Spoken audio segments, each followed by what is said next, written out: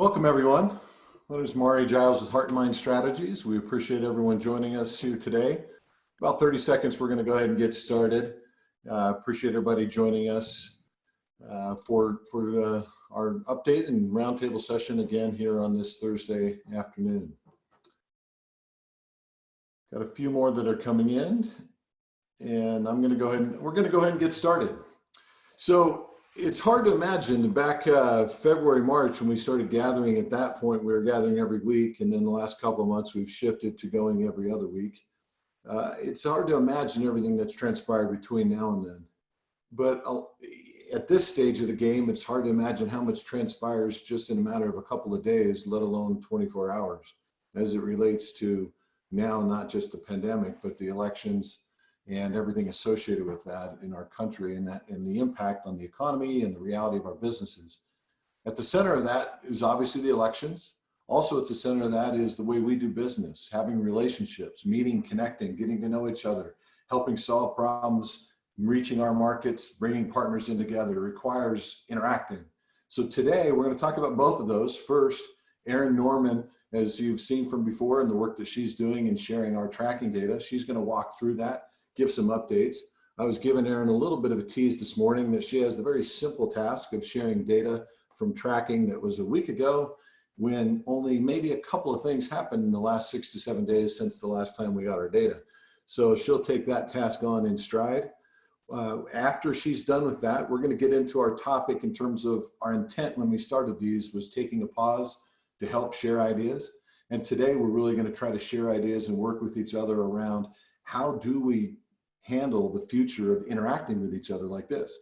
I'm sure, like each of you, there's 1,000 of these webinars that we're invited to and doing, and events we're trying to participate in. And there's a lot of different experiences associated with them. So we have two experts on the inside of the destination and on the reality of producing and planning and putting these together that are going to share those. And we want you to engage, share those questions, and we'll have a Q&A after they share some ideas there. So with that set up, I'm going to turn it right over to you, Erin. Why don't you take us through what we learned and kind of what you think it means. And everyone along the way, questions that you want to share, please dive in and ask those questions. I need to do. All right. Sorry about that.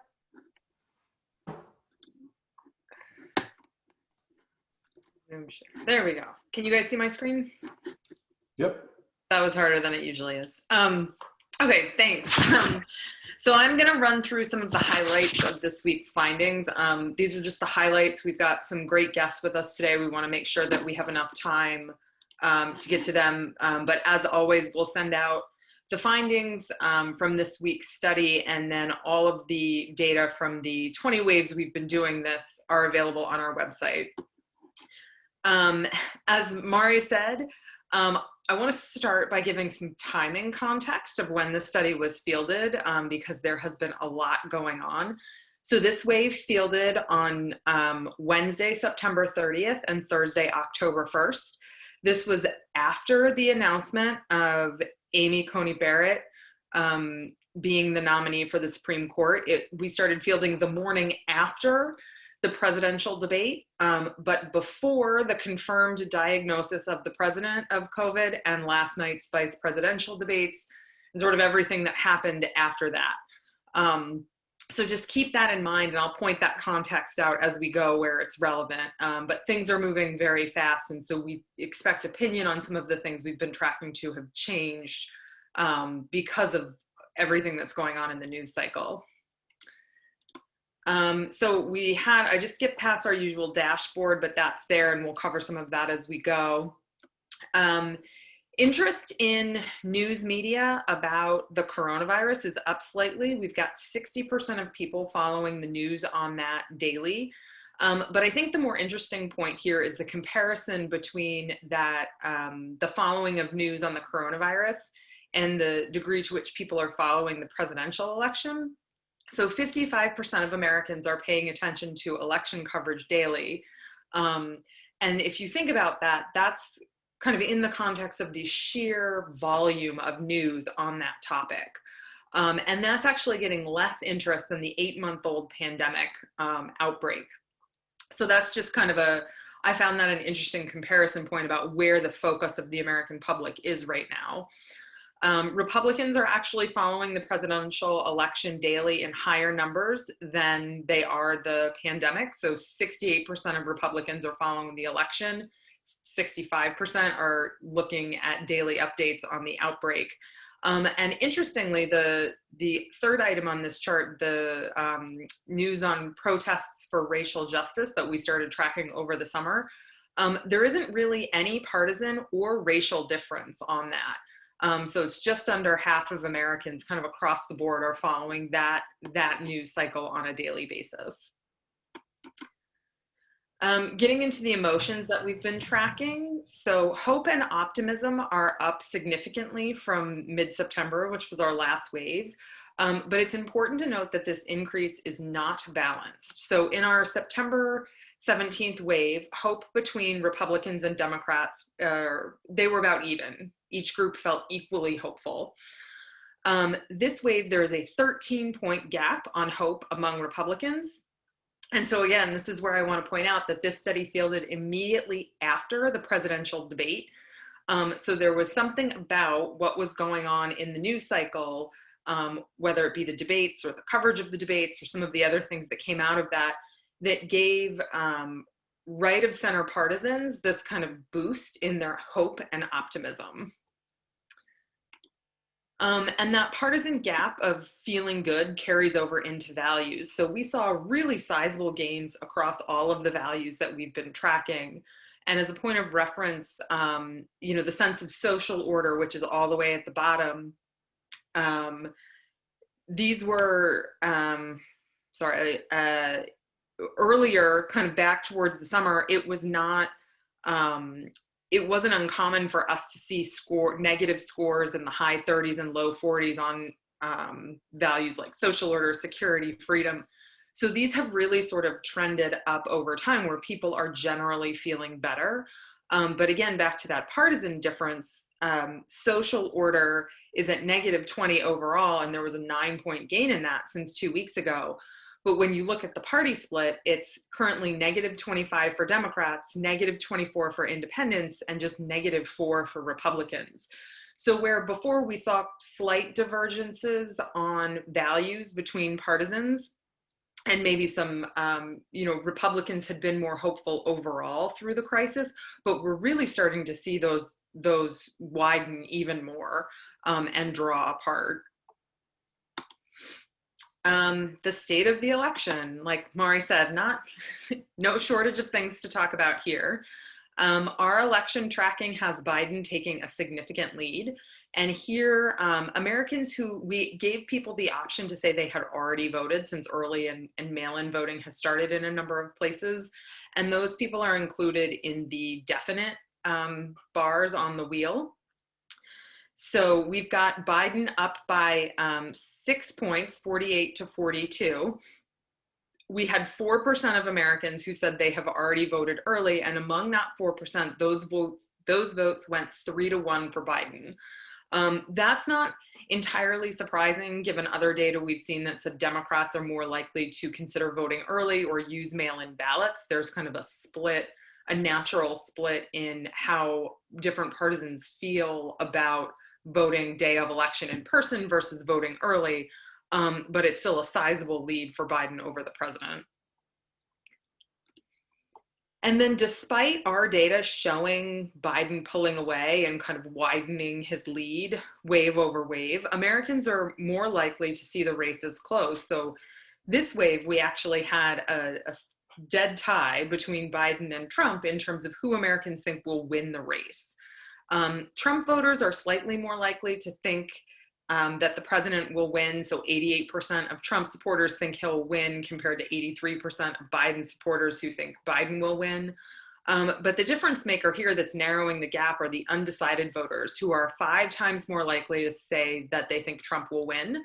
Although, to be fair, most of them say they really aren't sure.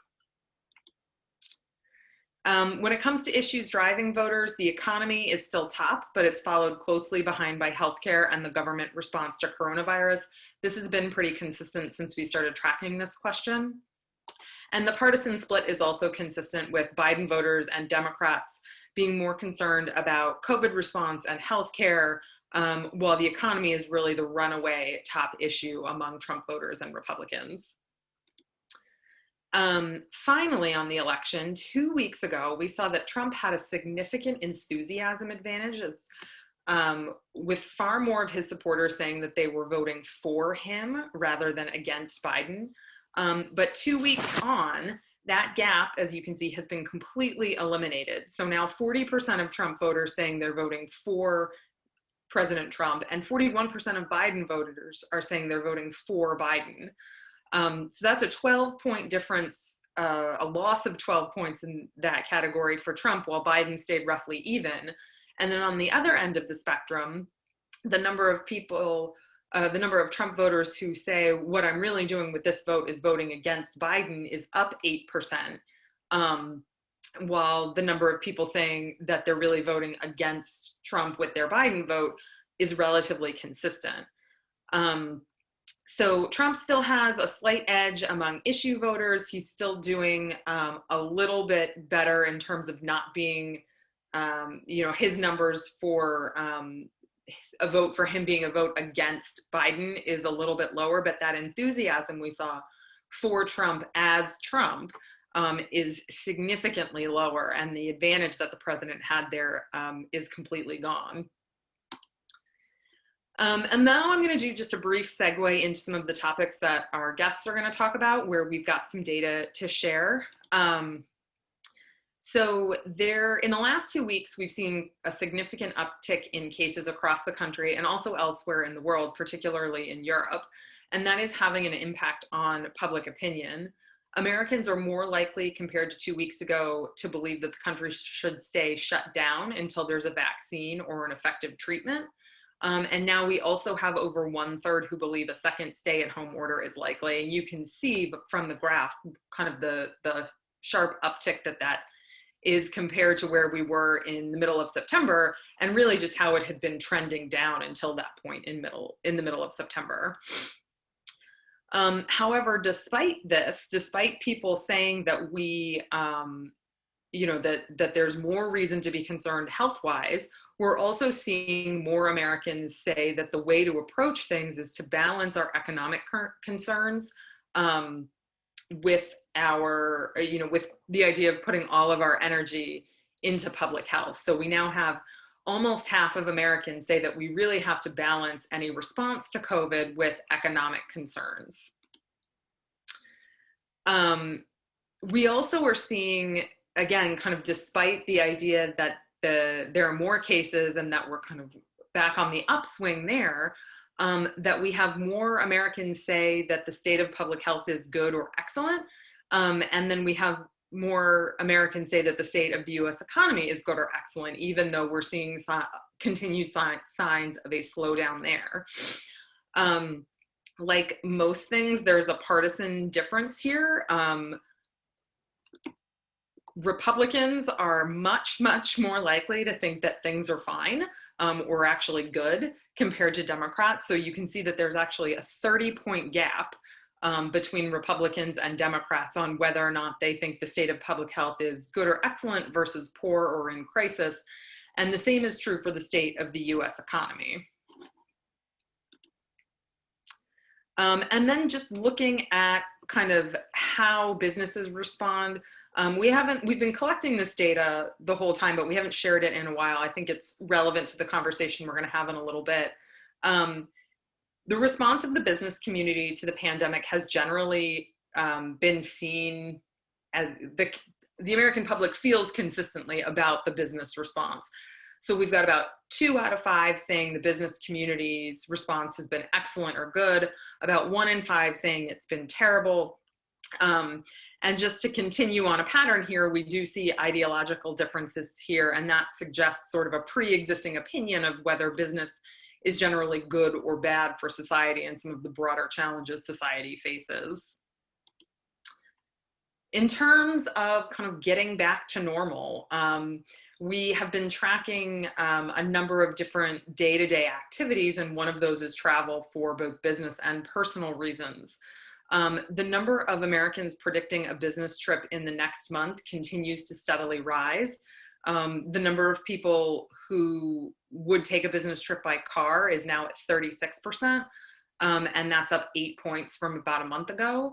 The number of people who are planning a business trip by plane, that number is lower at 27% and increasing at a slower rate, but still increasing. And I do want to note that these figures are among people for whom the event is applicable. So if you didn't travel for business, we gave folks the option to say, I don't travel for business, and they're not included in the calculation here. And then given, again, some of the things we're going to talk about in a minute, we took a look at some of the larger scale events as a proxy for large corporate gatherings or conferences. And so you can see we're up to somewhere between 20 and 25% who say they'll attend a concert, play, pro sporting event, kind of those larger scale events in the next month. And while that's double the number of Americans that were planning to do that in the short term compared to the spring, that's still kind of a relatively absolute low amount. And so most Americans aren't really looking at getting back to those activities in the near future. So that's what I have for you today. I will turn it back over to you, Maury. And like I said, as always, we'll send out a full deck that's got a lot more of what we collected this time around. And then you can always catch up with everything we've got on our website, or just contact us and we're happy to walk you through additional data. Thanks, Erin. One quick question on the tracking, if you had a chance to look at it. When we see that the coalitions, well, we see that Trump's enthusiasm dropped a bit. Do we have a sense of which of his coalitions that came amongst? Whereas overall the hope increased and so forth, but is there any sense on that? So I didn't look specifically at the emotional questions, but where it comes to that enthusiasm about I'm voting for versus against, yeah. The place where he lost the most support were people with less than a college degree. And we also saw that in some of the breakdown on the ballot tests that Americans without a college degree, both men and women, and non-college white men is kind of Trump's base. But we saw dips in their support for him overall in this wave, and particularly in that enthusiasm gap where a much higher number of them compared to 2 weeks ago are saying if they're voting for him, they're saying it's because either issues or that they're voting against Biden, a lot less of the voting specifically for Trump. Thank you so much for that, Erin. And it's a good backdrop. It's what we've been tracking and sharing as to what's happening, the emotional up and down that we're all feeling.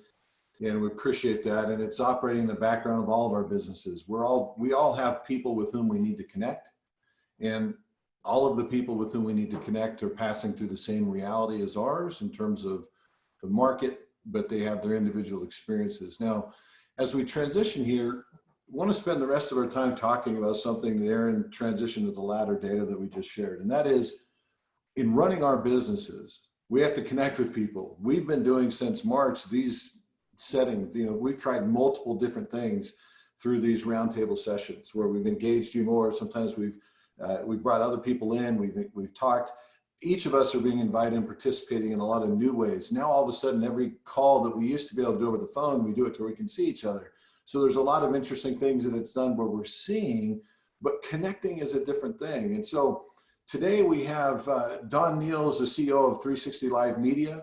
They do event strategy, marketing, design agency. They're having to deal at the forefront of all this, from small to very large scale, how do businesses connect in these various settings. And we really appreciate Don joining us, and we're going to have him share his experience. We also have John Schreiber, who is the head of business events at LVCVA of Las Vegas. And we really appreciate Don and John both coming because we've got a perspective of a destination where many of us, if not all of us, have been to events there. And then someone who's playing at the center of how to organize and deliver on these things. And to set this up, we're going to have each John and Don share a few things up front. We're going to have some Q&A, a couple of housekeeping things. Please feel free to, through the chat function, you can send directly to me, or you can do to everyone if you've got a specific question you want to probe on. As you hear them sharing, we'll get to those along the way. And then also, after all of this is over, we're going to share with you this content and some other data that we've curated on this topic. And really our question at the core of this is, what's the future of connecting with each other through events, conferences, meetings, and conventions. And what's happening now, what's going to be the near-term solutions, but then what does it look like moving forward? And so I want to start with John. You're in a destination that I know from every data source I've looked at. I looked just recently at the decision analysts. We know from our own work, our destination analysts, that either Florida, Las Vegas, Hawaii, New York, or California, we want to be there. Aaron just talked about the numbers in our tracking data of people that are increasing their likelihood of attending something in the next month. But just because they want to, there's got to be something to attend, right? And to participate in. And we know that's changed, even though 30-week low in some data showing that we're at the lowest point of the concern but it's still 68% of Americans. And as you saw from our data and other sources, we've seen the same. Only 1 out of 4 that are in the business world that do travel are expecting that they're ready to do so. So John, let me start with you. I'll load up your slides that you have to share. And if you can tell us, starting from a destination point of view, what's the reality been for Las Vegas in having to pivot so rapidly and so dramatically? And then, like all of us saw as a major bellwether, is when CES was announced that it wasn't even going to be happening. Take us through what you're seeing, John. First of all, Maury, thank you. Nice to be here. Nice to see everyone, at least those of you who I can see. Quick shout out to some friends and clients that I see on the webinar here today. Mike, thank you for putting this together and having me out as well, and the rest of the gang at Heart+Mind. All right, let me start by just kind of painting a picture of where Las Vegas was as it related to the convention industry and where Las Vegas is currently as it relates to that same industry. In 2019, of the 42.5 million visitors that came to Las Vegas, the convention attendance represented a little over 6.5 million of those visitors. That overall presented a $10.5 billion economic impact and supported over 67,000 jobs. And again, this was back in 2019. Today, through the end of August, we have estimated a loss of $8.5 billion in economic impact to the destination, $2.3 billion in wages and salaries, and over 50,000 jobs due to the complete shutdown of the destination, at least temporarily, and then the slow restart of the destination as it relates to meetings and conventions. The destination itself quickly pivoted towards those folks who still had a propensity to travel. We knew the meetings industry, the trade show industry was hindered, not only because we weren't allowed to have events of larger than 50 people, but also because of the fact that confidence, business, trade show organizer, trade show attendee, exhibitor, wasn't there. People weren't interested in coming together in a large gathering, nor were they allowed to. So focus was brought on to those markets that had some propensity to travel, the leisure, the drive market. As we go through the deck, you're going to see a couple of slides of some early efforts that we did from a marketing standpoint, putting the word out there that the destination is all about safety and still yet providing a kind of Vegas experience. But I wanted to paint that picture to kind of give you all an idea of what's happened in the destination, and not only in Las Vegas, but in other destinations across the country, what the meetings and conventions industry impacts, how important it is, not only to these local economies, but also state and nationally as well. But at the end of the day, there's really only so much a destination can do to instill confidence. And I think there's two sides of confidence. I think there's that side of confidence that comes from the destination being as safe and as secure as possible, doing everything that they can in order to provide a safe environment, not only from the point you arrive, but all the way through the check-in process, all the way through your visit. And then if you're attending any business meetings or trade shows, even going through those stages. The other part of it is that are businesses ready to travel? Is the public ready to travel to a business event? I think we can only do so much to impact that. And then after a while, it's going to be up to, I think, a larger effort, both on the hospitality side of things, but also just on the importance of face-to-face meetings. And I think those numbers that I shared show you the impact that face-to-face meetings have and the importance that it brings to business in general. John, on that note, let me quickly, I'm asking our whole audience here, we've got a lot of people here with us right now. I just pushed out a couple of questions.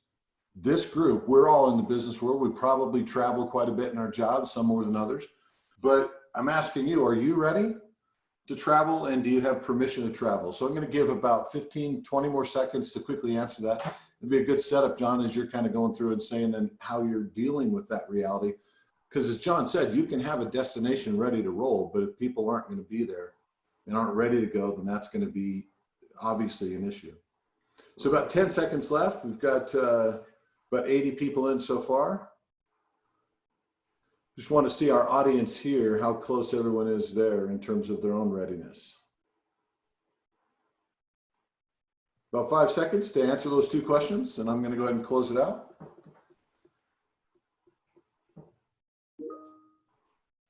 So, all right, John, so what we're seeing here, I'm going to end this poll, we're seeing about 65% say no, they're not. So about a third say they are, a third say they're not, but only a quarter say they have permission, but a third say it depends. So even among our group here,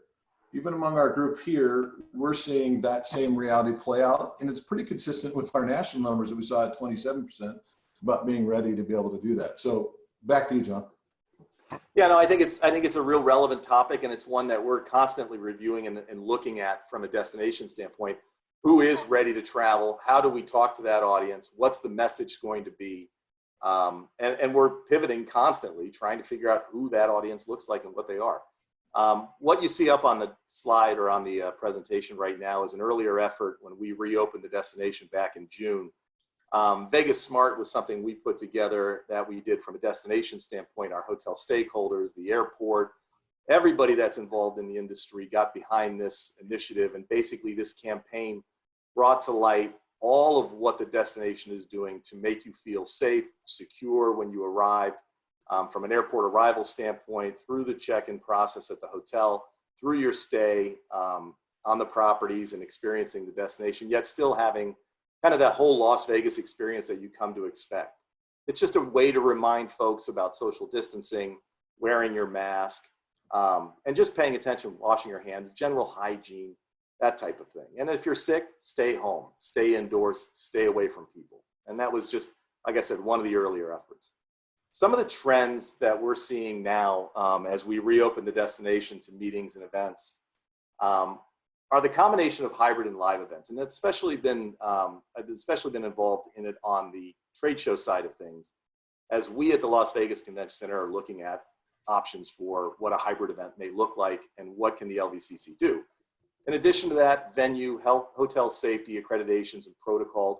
GBAC is a very popular accreditation that's going around, brought to us by the folks at the International Sanitary Supply Association. It involves a 20-point program. We'll get more into that. Professional consultants. I've been on the phone now with several consultants that have been hired by trade show organizations as well as large associations to kind of help plan what this future of meetings and shows looks like. It's helping them. It's involving us as a venue. And I think cost. And the reason I bring up cost as a trend is there's always been cost, but now there's new cost. There's costs that maybe have not been thought of.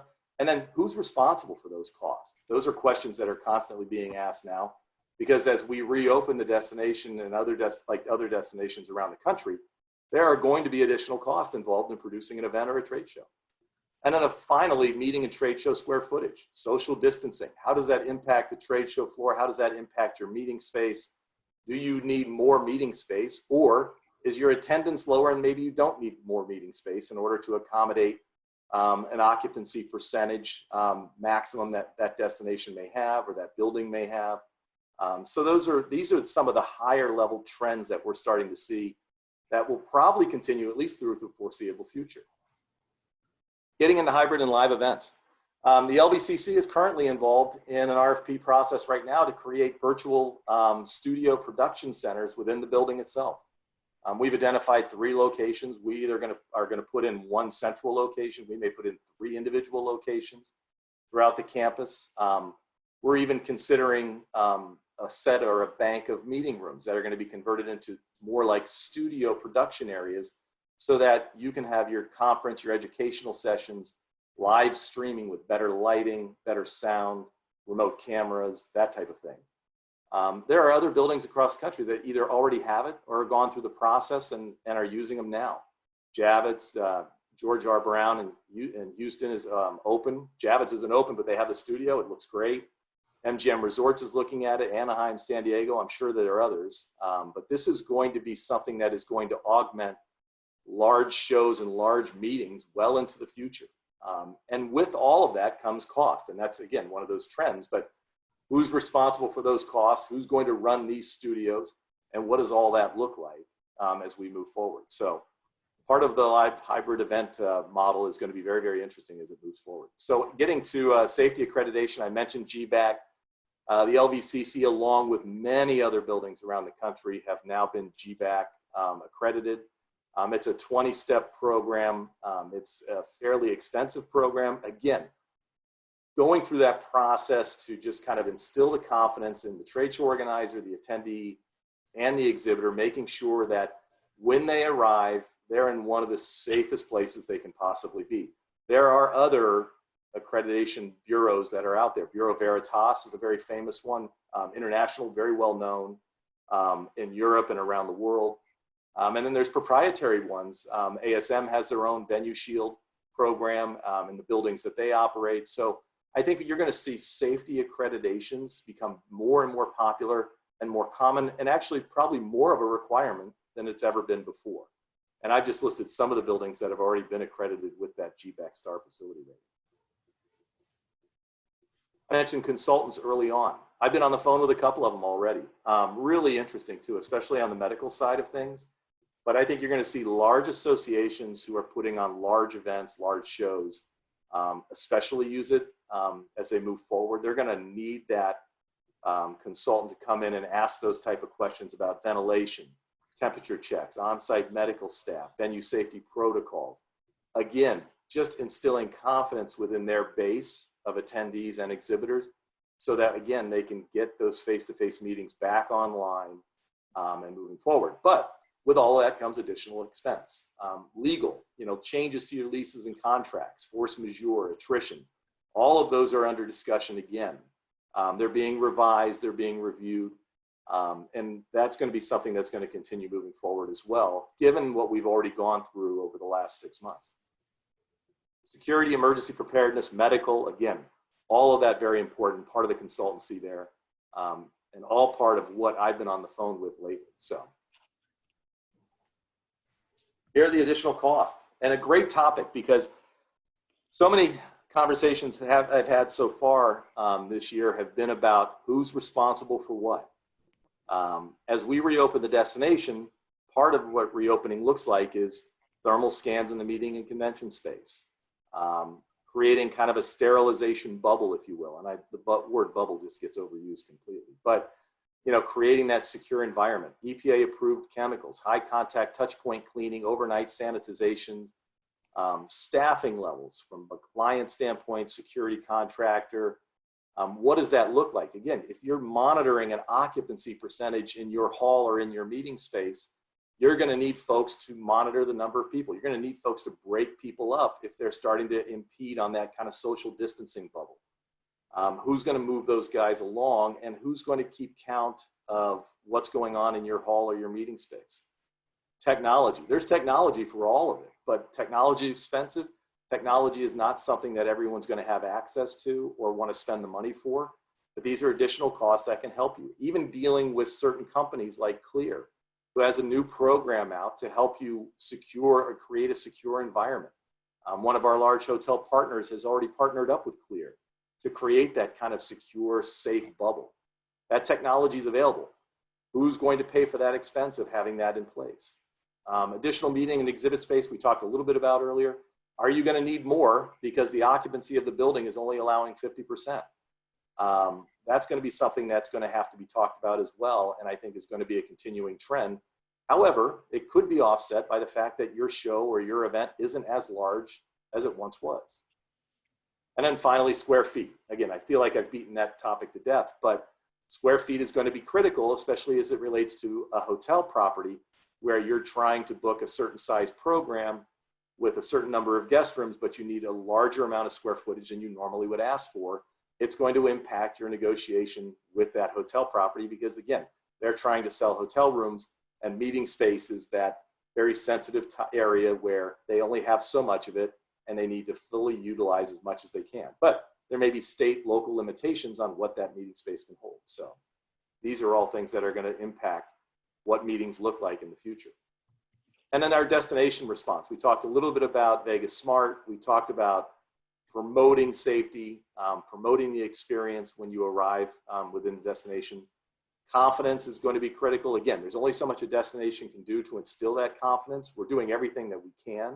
And I think a lot of destinations are doing everything that they can. But it's going to be up to the traveling public. It's going to be up to those businesses and associations on whether or not those events are actually going to be allowed or you'll be allowed to attend. And literally, that's basically what I have to talk about today. I'm happy to answer any questions.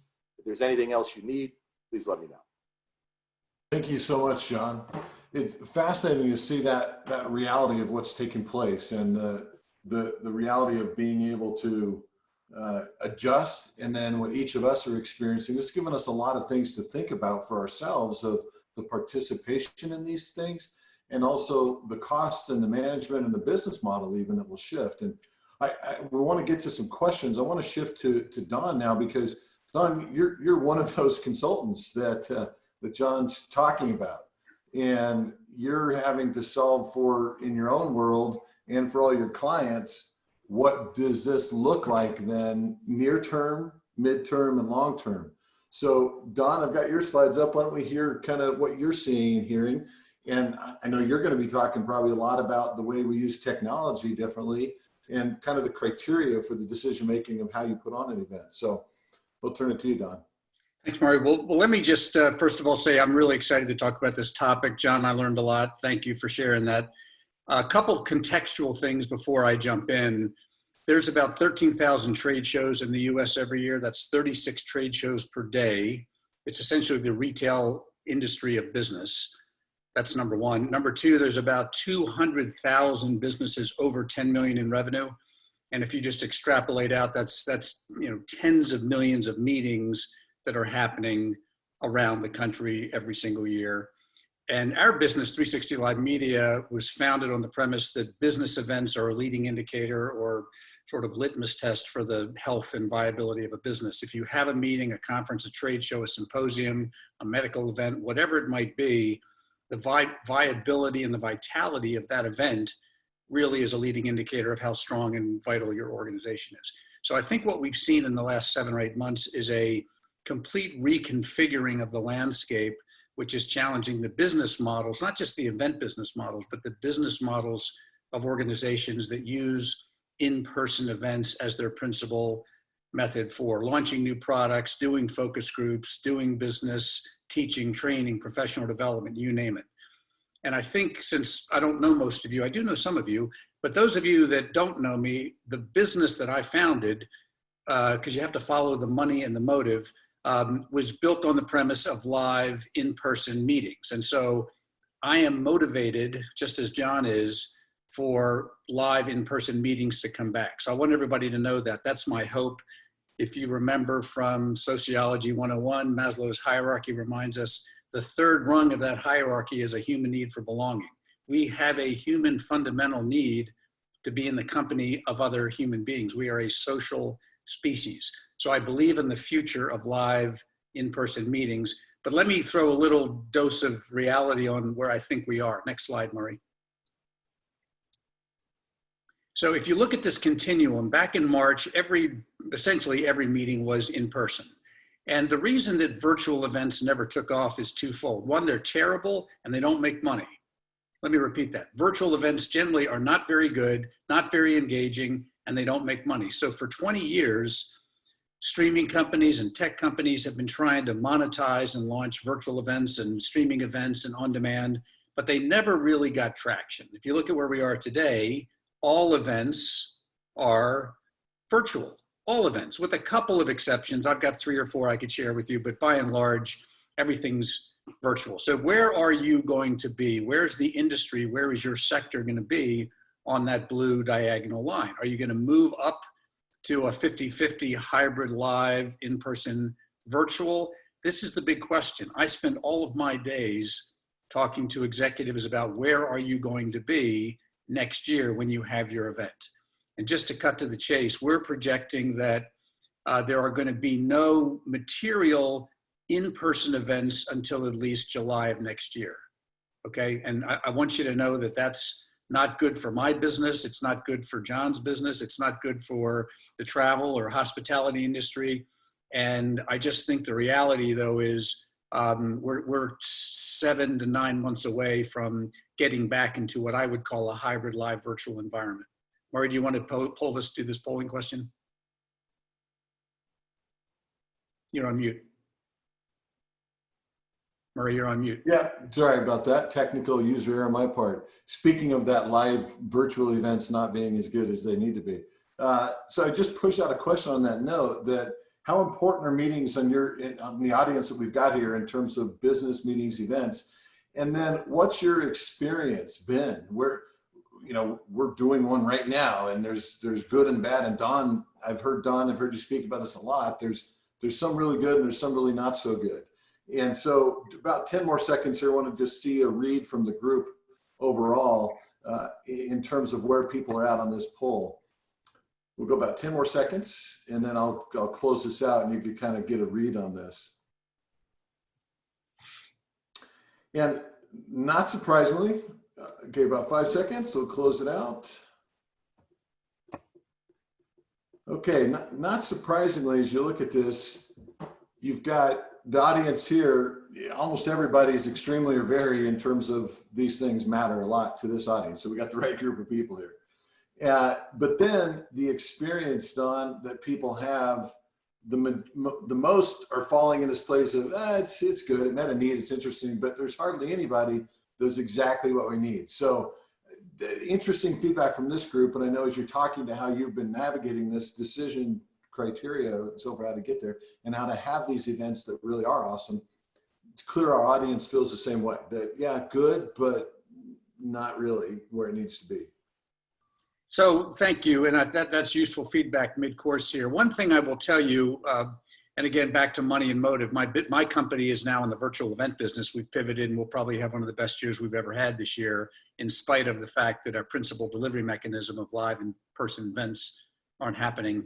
But what I will tell you is we also serve principally the association community. There's about 92,000 trade and professional associations in this country. And as many of you, most of you know, they are the principal purveyors of conferences, trade shows, symposium, and big events like CES. And so they are all struggling with how to deliver interactive TV quality events. And what we're prescribing now is that the event has to be a blend of a TV talk show like Ellen. It's got to be entertaining, enjoyable. It has to have a host. It has to be really, pretty spectacular because you're competing with all the other screens in people's life. It has to be one part Khan Academy. You need to be able to deliver education and content and programming in a way that is materially better than what most events are doing. And you have to have a QVC level of engagement around exhibitions and demos and entertainment. So we're moving to a very different world. And the beautiful thing, just to let everybody know where I'm headed, is I think that the blended world is going to be better than the world of 2019. We're going to be living in an omni-channel environment. And if you know how hard it is for brick and mortar to move to e-commerce, that's what most brick and mortar trade shows and conferences are struggling with, to become really e-commerce agile technology platforms. The decision criteria that we are advising our clients around is, do you have the insurance company to protect your staff and the people that attend your event? And do the organizations sending attendees, exhibitors, sponsors, and delegates have the coverage? And it was interesting, 75% of you said you wouldn't travel right now to a business event, and 75% of you don't have permission. So that's kind of an astounding wake-up call, I think, for all of us. Location, obviously, Vegas is one of the, if not, it's one of my personal top 1 or 2, John, destinations in the world. So I think destinations are doing everything they can, but as John said, they're limited in their ability to really impact the mindset and psyche of the population. travel policies. You've all heard Google, Microsoft, Apple, they're not letting anybody travel or go back to their offices until July of next year. The regulations and quarantine requirements seem to change every day. Budgets are being cut for travel in 21. Trade show and exhibit budgets are being skinnied down, as well as regular delegate attendee professional development budgets. And then it comes down to really how discretionary or indispensable is your event, conference, or trade show. And I think that's where the rubber meets the road. There's a lot of, I think, historical legacy momentum of the old event model. And I think today people are attending events like all of you that are attending this event. For some reason, this topic was indispensable enough to you to be able to carve out an hour of your day and attend. This is not a discretionary topic for you. And then finally, it's the audience mindset, what Aaron talked about in the beginning. And it does break red and blue pretty dramatically, as we all saw. But I think the psyche of the public is what's going to ultimately determine the degree to which they get on a plane, fly to a location, and attend an event. Next slide, please. So what we're proposing is really thinking about what is the center of gravity of your event? What is the purpose, the raison d'etre, the core of why you're having an event? And if the event is for commercial reasons, are there other ways to conduct business? And so our recommendations, pardon me, are to think about 4 domains.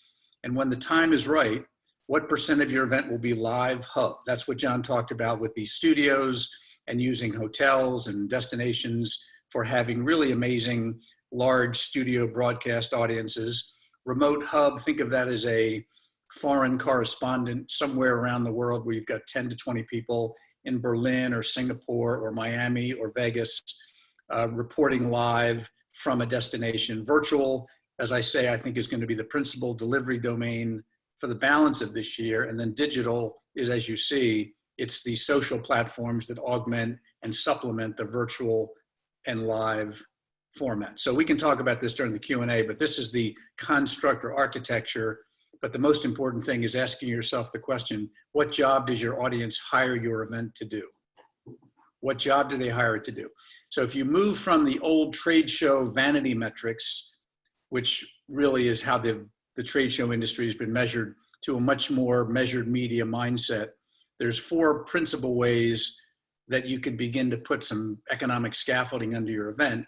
And the one to many is the Super Bowl commercial. It's putting a logo on a virtual event screen. It's kind of the obvious, and it's what a lot of sponsors and exhibitors are relying on because the virtual tech platforms are built for scale. The one to few is a much more interesting opportunity where you can monetize small groups with an intense mutual interest around a topic, virtual focus groups, virtual product testing, et cetera. One-to-one is typically the domain of what is known as a virtual hosted buyer model, which I can share with you more about what that means. And now there's a whole host of year-round commercial B2B marketplaces that are popping up that are providing, I think, the e-commerce equivalent for the events industry, as well as monetizing data and creating subscription models. Next slide, please. So here's a list of the one to many and the one to few. And as you're thinking about, if you're an organizer of an event, you have to think about how are we going to create inventory that sponsors and exhibitors and underwriters are going to fund. And if you're a company exhibiting at an event, you have to ask yourself, how do we engage and build connections and activate leads and cultivate relationships and extend the lifetime value of our good customers? And so I think what's changing is we're moving from the old days of we make, you take to a much more consultative environment where how you engage, sell, and buy are quite different, which I'm optimistic about as well, because this is not something new to the American economy. This is something new to the trade show and events industry. So we've got 20 or 30 years of experience. I grew up in the advertising industry, and everything that we do today is really a reskinning of what the advertising media conglomerate, industrial complex has been doing for years and years and years. So the good news is we're not reinventing the wheel, we're just adapting it to this environment. Next slide, please. The one-to-one, as I mentioned, these virtual business exchanges are really, really working, and most commercial events already had a business exchange or a hosted buyer model, which are very, very successful. Most of them happen in Vegas because they are large scale, platforms that require the square footage that only Vegas can provide. And then beyond sponsorship, there's a whole range of opportunities. You can see them listed here that allow you to both monetize if you're a host and take advantage of if you're a underwriter. Next slide, please. So just a quick list. We've got about 100 of these, but I just wanted to share with you what we are seeing as working in this new environment, because I said virtual events previously weren't very good and they didn't make money. So now they have to be really good. They have to be really entertaining, and they have to make a lot of money. So you need to blueprint them differently. You need to think like an experience architect and a TV programmer versus a event trade show producer. Technology is about 20% of the answer. Most event tech platforms are sufficient, but unfortunately they're driving requirements and they're kind of dumbing down the experience. So I would encourage you to really evaluate. We've evaluated 100 tech platforms, probably 120, and there's a lot of them out there and 1 or 2 new ones a day. So tread cautiously into those waters. Having a monetization strategy. You know, we're moving from selling concrete and being landlords of events to, you know, monetizing eyeballs and selling day parts, just like the media industry. Daytime, drive time, prime time, late night. You have to program your events over the course of the day. 3 hours is about as much as anyone wants to consume of an event. So having a 9 to 5 event, I just think isn't working. I'll tell you that for sure. Most of you that have events have to rely on amateurs for your programming. You have to bring in unpaid talent, and I would suggest you audition them and train them up. You need a good host. You need someone who can glue the event together and navigate it. They've got to be more fun. Adults need to be entertained and enjoy themselves in order to learn or do business. You can connect people in advance, so you create a much more synthetic community when you come to the event. Most virtual events lack any soul or meaning or emotional resonance, and there's such an opportunity. We're all craving it, and I think we need to bring more ethos back into events. And then if you remember the Apple 1984 commercial, I put that on there because you have to sell and market your virtual events so differently than you used to sell and market your annual trade show and conference. You're selling a different product to a fundamentally different audience. So I went through that pretty quickly, everybody. So I'll turn it back to you, Maury, and we can talk about now what. Thank you so much. This is fascinating as we're going through this and talking about each of these items. And, you know, bringing soul, I thought about having Mike Dabney start out by singing with, you know, halfway through this today, but we decided against it. So we'll have to find new ways to get the soul in there. Let me ask a couple of quick questions, and we may go a few minutes over, Don and John, if you have time, but I know people are going to have to move on. I want to ask you, John. So Don made a pretty definitive statement that what they're seeing is probably not till July of next year on any meaningful level. From a destination point of view, in terms of in-person, destination point of view, what are you seeing? And I know you still have one show that's planning to do something in January, if that's real, but what are you seeing? Yeah, I'm seeing a similar movement. I think you mentioned earlier the movement of CES from a live in-person event to a virtual event. Definitely created a tsunami in the convention calendar in both directions, both prior to that show happening and then shows after CES. There has been a lot of movement within the calendar through the first quarter of next year.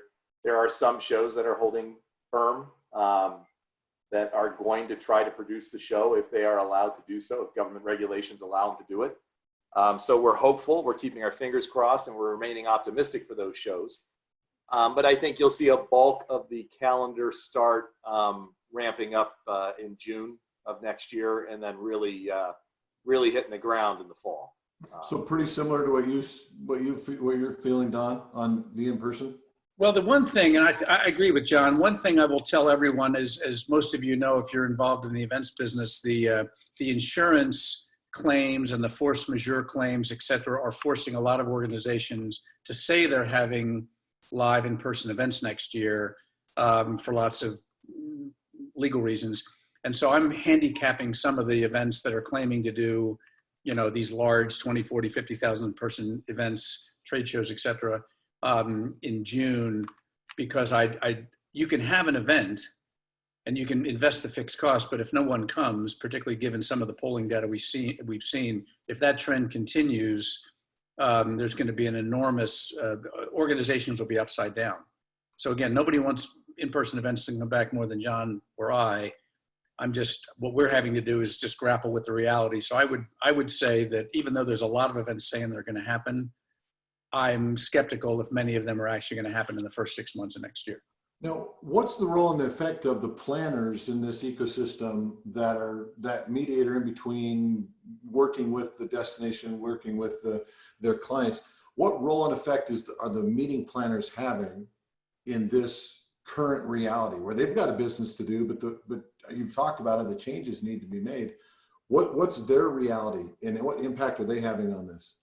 Well, I'll take a swipe at it and let John answer as well, but I think they're stuck in the middle. They're paralyzed because the boards of directors and the CEOs and the general counsels of our clients are trying to get more information so that they can accurately forecast and plan and do budgets and staffing plans for next year. And our view is that you have to make a decision based on the information you have today. And our advice is plan for a killer virtual event in the first 6 months of next year. Contemplate a hybrid blended in-person virtual event Q3 and Q4, and then expect to do maybe 70% in person in 22. So I think that it's a leadership issue. The meeting planners, my heart goes out to them because they really are stuck in the middle, and they've got contracts to unravel, they've got relationships, and the whole apparatus of the events industry is in many ways frozen right now because of the indecision and the paralysis, frankly, in the boardrooms and the C-suite. Anything different, John? The only thing I was going to add to what Don was saying, and I agree with that completely, and I feel for him every time I get on the phone with them, is the states, the municipalities, the local and county governments, with these restrictions, there's just not a lot of forward-looking out there being done by those entities. So regulations are only as good as the information today. So it's really hard to make a call, very frustrating to understand when that next level of opening is going to occur. And it creates that paralysis that Don mentioned earlier with the leadership group on how to really judge what's going to happen and when is it going to be allowed to happen. So they're really stuck in the middle, and it puts the hotel partners, it puts anybody in the industry on this side of it also in a very awkward position because we just don't know what the future is going to look like because we're not getting that kind of clear-cut direction either on a federal or state or local level of when the next portion of reopening is going to occur. What metrics are needed to be hit in order to move that needle? Related to that, I know that you shared with me that Vegas is open to 1,000 now, but even 1,000, you can't be around each other. You got to break into 250, 250, 250. Mm-hmm. You talked a lot about the change of the venue reality of what has to happen and the cost and the security. What about the compliance factor of the individual participant? What kind of reality does that introduce in terms of being able to communicate that safety, but then the compliance becomes a real issue for just participants? Sure. Compliance is going to be a big issue, especially here in the destination, because you've got to maintain a certain capacity level. They're not able to commingle or cross-pollinate with other members of their group. They've got to have their own individual food and beverage outlets, their own individual restrooms. It's going to be a very unique challenge for planners and organizations to produce a meeting because they're going to have additional costs for staffing and maintaining that kind of separation, if you will, between the small groups that make up that 1,000-person program. And it's going to be it's going to be part of their responsibility to make sure that happens. Obviously, the property or the venue is going to be playing a role in that, but really it's going to come down to the planner. So a lot of this sounds like all of us have different ways we're having to think of our own small to large participation and planning of these things. It seemed to suggest that there's new skills that are going to need to be at the table. Don, you touched on some of them, but can you quickly say, what are the skill sets that are going to be required in the short term? What should everybody on this call be thinking about among my own people? Do I have people that know how to do this, or can I find freelance or contract support to help? what are the most important skills in this new world of meeting planning that we need to be thinking about and getting access to? So one of the most important things I think you can do, and one of the first steps, is do a from to. I would list the 10 or 12 key characteristics or skills or expertise that used to be valued and necessary, and I would suggest you develop a future state of what's required. And I love this quote: if you change the way you look at things, the things you look at change. And the number one thing all of you can do as executives and leaders is change the way you look at what you're going to be doing with your event, conference, trade show, media meeting, et cetera, next year. Because the skills and the expertise, the talents, the tools are so fundamentally different. It took Walmart 10 years to finally figure out how to do e-commerce. One of the largest company in the world, took 10 years to figure out how to compete with Amazon. And they had to buy Jet, which, as you may know, was the fulcrum that got them into the e-commerce space. So you're moving from a brick and mortar physical environment to a digital e-commerce virtual environment. And it takes different skills. You need to hire digital natives. You need to hire outside talent and expertise. I don't think most of you have the time to train up your existing staff. And so I would encourage it, as John talked about, find consultants who can help you design, get there, create a framework, create a monetization strategy, and then insource this and try to train your team so that they can shadow and learn, and maybe by mid next year, they've developed the muscle, the skill, the expertise. A lot of the folks in this industry have been doing this for 20, 30, 40 years. They're calcified, they're sort of locked into a way of doing business, and they may not make it. So I just think you have to bet on the talent who has the ambition, the energy, the change mindset to really adopt to a digital, virtual technology platform. Now we're top of the hour. I know folks are gonna have to leave, but I've got one last question for both of you before we close out. If you think about this idea, both of you have talked about how Vegas is investing in in-person things that create a more real, engaged, live, virtual hybrid. And Don, you've talked about it, and I know been exposed to really cool things that you guys are doing. Give one idea of what does and John, let me start with you. What does a hybrid live in person with an augmented experience that technology brings virtually, what is that going to look like for us? Do you think that's the most exciting and promising, even if it's not totally there yet? And Don, same question to you, and then we'll wrap. Well, I think Don said it earlier. We've always had some kind of virtual or some kind of augmented, event that occurred with a live in-person event. I think what it's going to do is it's going to recreate the thinking process on where are they going to put all of their focus of attention? Is it going to be on the old trade show floor, or how are they going to make that hybrid, that virtual event just as inviting, just as exciting as actually being there in person? And how does the venue help with that process? It's going to be up to the venues to provide environments that allow that kind of creativity to occur. Instead of the traditional cement floor and black ceiling and here's your trade show hall, what other environments can we create as a venue to help augment that organizer or that meeting planner's efforts to have a really great hybrid/live event? So I think that's going to be a big change for a lot of properties and a lot of venues across the country. Thanks. Don, any eye-opening, cool way you see that happening that you could tease us with?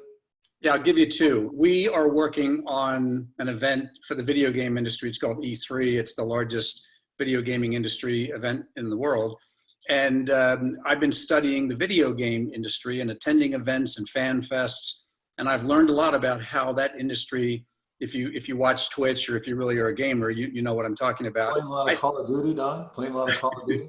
Not me, but I'm watching a lot of it. And what I would encourage you to do is go outside the bounds of your own industry, because the video game industry has figured this out. And so just attend a couple of their events. That's number one. Number two, an organization that I have come to know, the Association of Manufacturing Technologies, they had a 120,000 person trade show last year. This year they had an event that drew 500,000 people. Let that soak in. They developed 5 studios around the country. They brought in a TV video production crew, makeup, hair, lighting, staging, and they brought 500,000 people across the world to attend their event. So I'm super bullish that we're on the verge of a renaissance. And I think there's a lot of great examples out there that you can learn and study from. Don't suffer in silence, get advice, do what John said, talk to consultants and advisors. And we can get through this thing, because we're going to end up in 22 in a much, much better place, much stronger, much more omni-channel. And I wish you all the best. And I'm grateful to have this chance to be on this webinar with all of you. Thank you so much. Thank you, John. Thank you, Don. This has been fantastic. We could keep going, but I think there's many things that we can apply to the small and large. There's been a lot of really good thoughts here. We'll share and disseminate this information. And I'll turn it over to close out to our co-CEO, Mike Dabney. I don't know, he might break out into a song with us, but I'm guessing no. But Mike, thank you. And thank you all for joining us. I'm gonna break out into a thanks to Don and John. Look, there's no playbook to how to get this done through this pandemic and through skies of gray. You guys are really showing some rays of light as to how to get through this. So thank you both. It was very enlightening and very solution consultative based. Which is what I know a lot of our attendees are looking for. Everyone, thank you for joining us. I know we're a little bit over. Just a glimpse into what we're going to be doing next. Our next session is going to be on October 22nd. That is a Thursday, and that is before the election. We are going to reprise a very asked for and popular session that we did, where we're going to bring in some insiders from the news media who are on the Hill, covering the White House, covering the campaign trail, and they will be joining us for that session. We will also be sharing our latest tracking and preparation for the post-election. I remind you that we're doing a post-election study the day of the election. And I remind you that on Friday, November 6th, we will be doing a special webinar on the actual election. It might be a contested election. We're still going to go forward anyway on the 6th, but we will be tracking there out if we need to, if the election is contested. So join us on the 22nd of October. Join us on November 6th. Maury, thank you, and Aaron, and to the team at Heart+Mind, great job. Thank you all for attending with us. Have a great rest of the week, everyone. So long, everybody. Bye-bye. Thank you.